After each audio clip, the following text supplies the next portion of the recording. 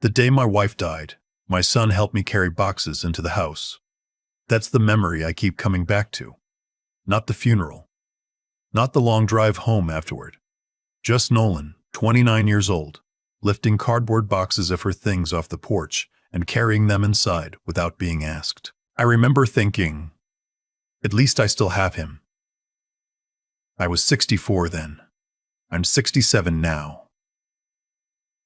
And I am still learning what that moment actually meant. My name is not important. What happened to me is, I spent 31 years as a civil engineer. Bridges, mostly. The kind of work where if you get the math wrong, people die. I'm not saying that to sound impressive.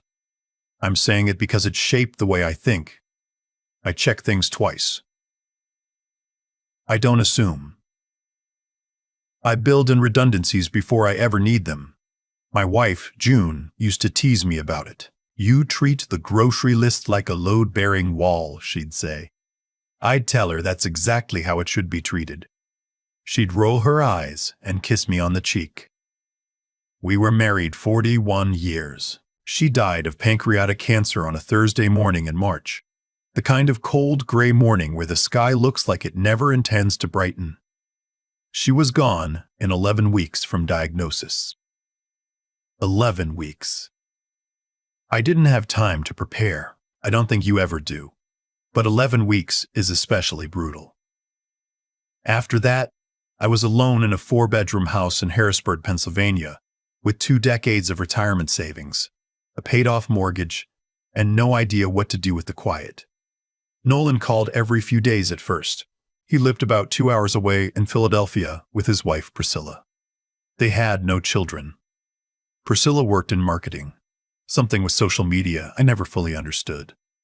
Nolan had started a small landscaping company a few years before.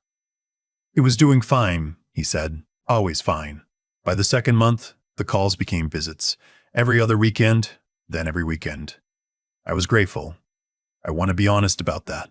I was grateful because the house was enormous in a way it had never been when June was alive, and having Nolan there, sitting across from me at the kitchen table, watching football on Sunday, made it feel less like a museum. Priscilla was warm to me, always offering to cook, always asking how I was sleeping, always suggesting I might want to come stay with them for a stretch. We have the guest room, she'd say. It just sits empty. I noticed maybe 3 months in that Nolan had started opening my mail. Not all of it, just the financial stuff. He said he was trying to help me organize, that he was worried I might miss something important while I was grieving. I told him I'd been managing my own finances since before he was born. He laughed it off. I let it go. It was around that time he first mentioned the power of attorney. He framed it carefully. He said he'd been talking to a friend who was a financial advisor, and that a lot of men my age who'd recently lost a spouse were in a vulnerable position legally. He said if anything happened to me, if I got sick, if I had an accident, it would be much easier for him to help if he had some formal authority. It's just a precaution, Dad, he said. It just makes things easier. I told him I'd think about it. I did think about it.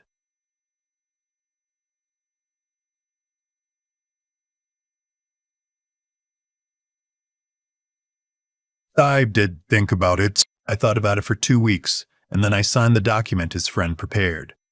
Durable power of attorney, broad authority, effective immediately.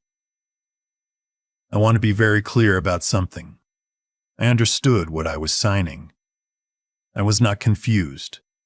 I was not impaired. I was lonely and grieving, and I genuinely believed that my son was acting out of love. That is the part that still takes my breath away, even now. The shift was gradual. That's the thing about this kind of betrayal. It doesn't arrive all at once. It comes in layers, like sediment, and by the time you realize what's been building, you're already buried in it. Nolan started asking more detailed questions about my finances. What was in the brokerage account? Whether I had CDs, and when they matured, what the house was worth. Just roughly, Dad. I'm not asking for the appraisal. I answered because he was my son. Because fathers answer their sons' questions. Priscilla stopped coming on the weekends. Nolan always had a reason. She was busy with work. She had plans with her sister. She wasn't feeling well. I noticed, but I didn't press. Then, one Sunday in October, almost a year after June died, I overheard a phone call. Nolan was in the backyard. I was in the kitchen. The window cracked open because I'd been cooking, and the steam was fogging my glasses. I wasn't trying to listen. I want to make that clear too, because what happened next changed everything, and I spent a lot of time examining whether I should feel guilty about hearing it. I don't. Not anymore. I heard him say, the account has to be in my name before December or the whole thing falls apart. I know. I'm working on it. He trusts me, that's not the issue. The issue is getting him to sign without explaining why. A pause. Because if he asks a lawyer, it's over. You know that. He came back inside 20 minutes later smelling like cigarette smoke. I hadn't known he'd started smoking again, and asked me if I wanted to watch the game. I said sure. I sat on my own couch, in my own house, next to my son, and I watched a football game I did not see one play of. I want to tell you what it feels like to have a suspicion you desperately don't want to be true. It doesn't feel like anger. Not at first. It feels like a very particular kind of cold, like when you're checking the structural drawings on a bridge and you find a number that doesn't add up. And you know, before you've even recalculated, that you're going to have to tear something open to find out what's wrong. I didn't confront Nolan that night. I've thought about that decision a lot. Some people would say I should have. And not some people. I spent 31 years learning that you don't act on a suspicion until you understand its full scope. Acting too early gives the problem time to hide. I told him I was tired and I'd see him in the morning. He went to the guest room. I sat at the kitchen table until 2 in the morning with a yellow legal pad and a pen, writing down everything I could remember from the past 11 months. The mail he'd opened, the questions about the accounts, the documents his friend had prepared, the shift in Priscilla's presence, the call. When I was finished, I had 3 pages. I called my attorney the next morning, before Nolan was awake. His name was an old friend and a meticulous man, and he had handled my estate planning for 20 years. I told him I needed to see him that week in person, and that I needed him not to discuss it with anyone. Including your son? He asked. Especially my son, I said. What I learned over the next several weeks was worse than I had let myself imagine. Nolan's landscaping business was not fine. It was, in fact, on the edge of collapse. He owed close to $200,000 to a private lender. Not a bank, a private lender. The kind who charges interest rates that should be illegal and who doesn't negotiate. The loan had been taken out 14 months earlier, shortly before June was diagnosed. He'd never told me more than that. He had, 6 weeks after I signed the power of attorney, opened a joint savings account at a different bank using his POA authority and deposited $40,000 from one of my accounts into it. He'd transferred it in 4 installments of $10,000 each, apparently trying to stay under amounts that might trigger scrutiny. He had also, and this is the part that made my attorney go very quiet, contacted a real estate attorney about the process for selling a property where one owner is incapacitated or deceased and received a detailed email about the options. My attorney found this because the real estate attorney, who happened to know him slightly, mentioned it in passing. The kind of small city coincidence that changes a person's life. My son had been planning to sell my house. June's house. The house where we raised him. The house with the marks on the kitchen door frame where we measured his height every year until he left for college.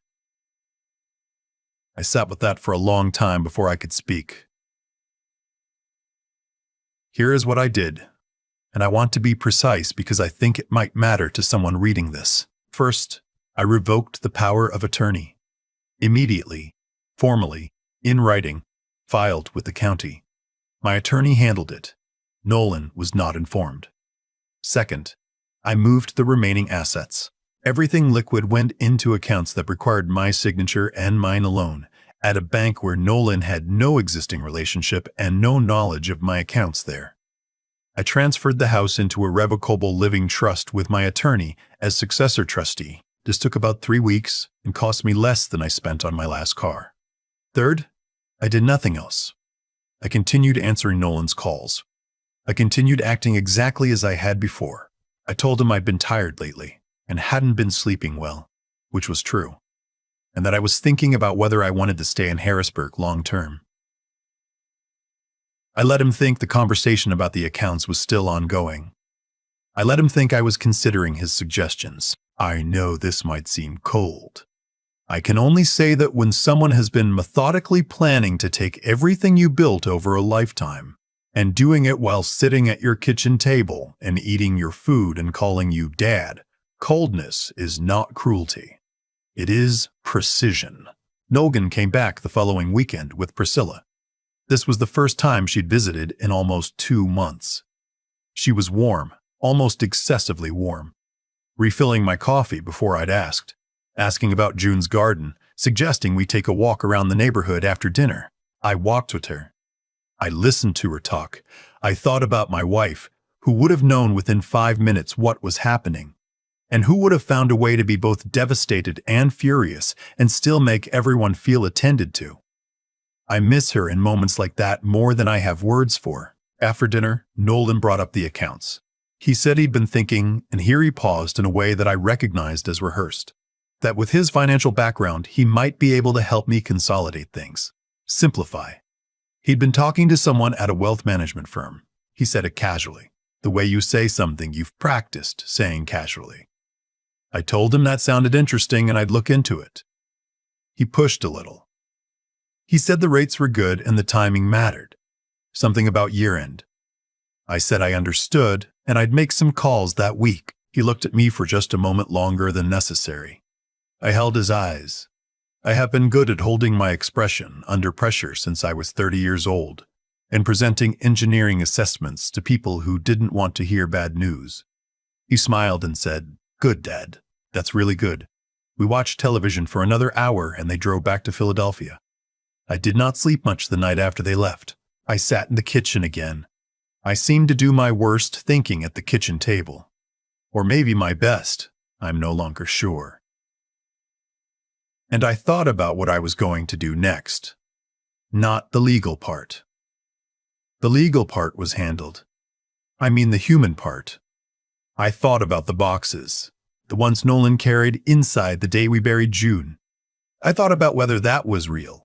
Whether the son who did that without being asked was the same person who had spent 11 months building a quiet structure of fraud around his grieving father. I think he is. That's the terrible thing I have had to accept. I don't think there are two Nolans. I think he carried those boxes and meant it. And I also think he decided, somewhere in the grief and the debt and the fear, that he needed what I had, more than I needed to keep it. I think people are capable of loving you and betraying you at the same time. I think that's not a contradiction. I think it's just one of the most brutal facts about human beings. I don't know that it helps to understand it, but it's what I believe. I called Nolan on a Tuesday morning, 3 weeks later. I asked him to come alone. He asked why.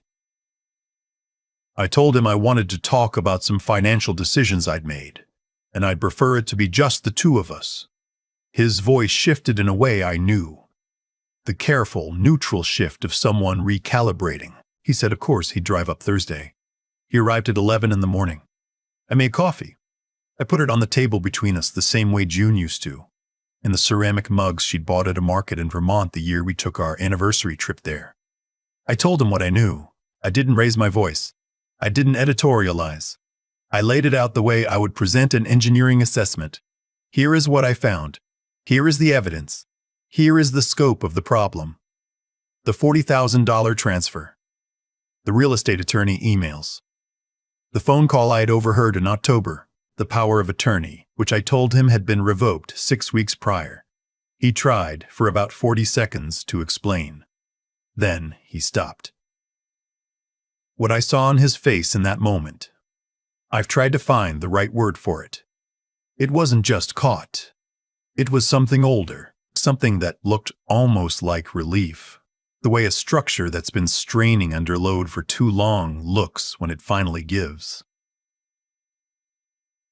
Like he'd been exhausted by the effort of it, and some part of him was glad it was over. He asked me if I was going to go to the police. I told him I hadn't decided yet. That was the truth. He asked what he could do. I told him the $40,000 needed to be returned. All of it, plus the cost of the legal work I'd had to do because of him, my attorney's fees, the trust setup, everything. He nodded. I think he'd expected worse. Then I told him the other thing. I told him that I would not be seeing him for a while, that I needed time to understand what had happened, and what, if anything, we still were to each other. I told him I wasn't saying it was over.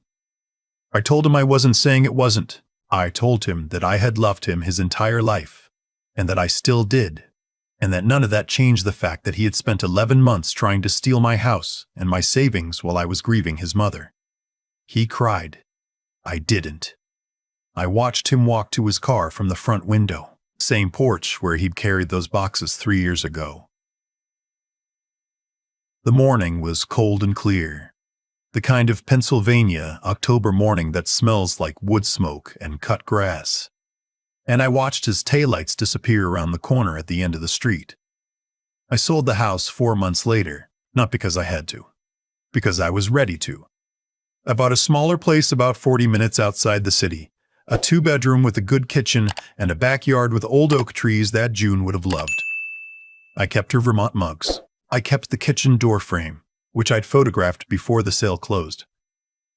I'm not going to tell you I'm fine, because I think fine is a word people use when they don't want to have a real conversation. I am okay. I have good days and harder ones. I talked to my attorney. I started having dinner on Thursdays with a man I've known since graduate school, which sounds small and is actually enormous. Nolan repaid the money. We have spoken twice since October. Short calls, careful and strange, like two people trying to find the edges of something in the dark. I don't know what it will become. I've decided I don't have to know yet. What I do know is this. I spent 31 years building things designed to hold weight. I tested the materials before I trusted them. I built in redundancies. I never assumed a structure was sound just because it hadn't failed yet. I should have applied that same thinking to the people I loved.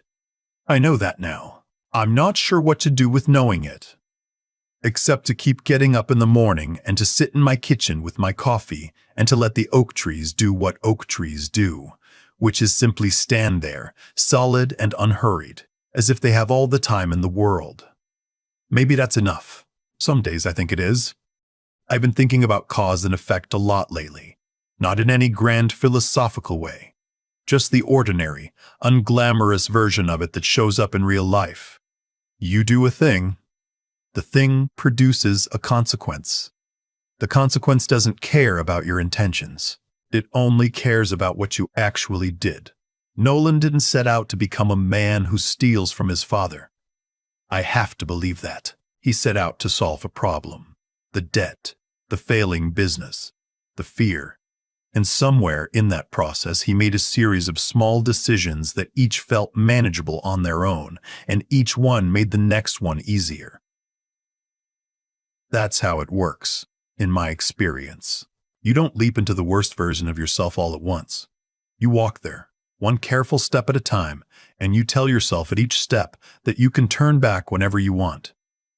The problem is that after enough steps, turning back requires admitting to everything you've already done, and most people find that harder than just continuing forward.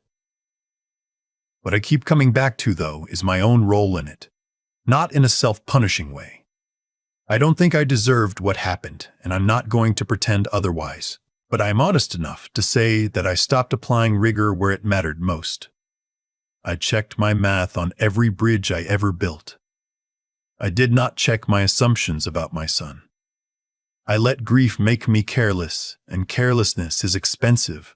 No matter how understandable the reason for it, that's not a comfortable thing to sit with. it's also not something I'm willing to carry as permanent shame. The more useful thing, the thing I actually try to do, is to treat it as information. Update the model. Build in the redundancies I should have built in before. There's something about going through a thing like this that clarifies what you actually value. Not what you think you value or what you say you value at Thanksgiving, but what you reach for when the floor drops out. For me, it turned out to be clarity, precision, the satisfaction of having done the careful work before it was needed. When my attorney confirmed that the trust was clean, that everything was protected, that Nolan had nothing to take, I didn't feel triumphant. I felt something quieter than that, something that felt, surprisingly, like self-respect. I think that's the real thing this whole episode gave me, which is a strange thing to say about a betrayal. But it's true. I'd spent 3 years after June died slightly outside of myself, moving through the motions of a life without fully inhabiting it, figuring out what my son had done, and then methodically, deliberately, doing something about it. Pulled me back into myself in a way that grief counseling and long walks and dinners with old friends had not quite managed. Nolan is still my son. I am still his father. Those facts do not unbecome true. What changes is what I'm willing to assume, and what I am no longer willing to leave unexamined. You can love someone clearly. You can love someone and still count your own silverware. Those two things are not opposites. I used to think they were, and that was the real gap in my thinking. Not the paperwork, not the accounts, but the belief that love and vigilance were somehow in conflict. They're not. Real love, the durable kind, is built the same way a good bridge is built, with sound materials, honest calculations, and absolutely no wishful thinking about the load it's going to have to bear. I know that now. I'm 67 years old and I know that now. And I'm going to act accordingly for whatever time I have left. That's enough. Some days, it's more than enough.